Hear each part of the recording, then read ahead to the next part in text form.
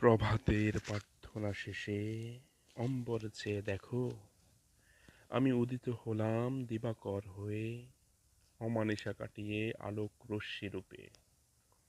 চেয়ে দেখো আমি গিরিপথ বেয়ে পদ্মা মেঘনা যমুনা হয়ে ঢেউ উঠিয়েছি সিন্ধু বুকে।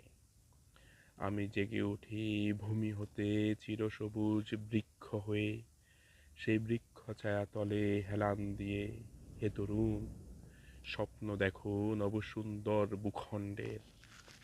আমি আসিব বারংবার বহু নামে বহু রূপ ধরে, শকুনদের সাম্রাজ্যবাদ আধিপত্যবাদ ভেঙে চড়ে গড়িয়ে দিতে।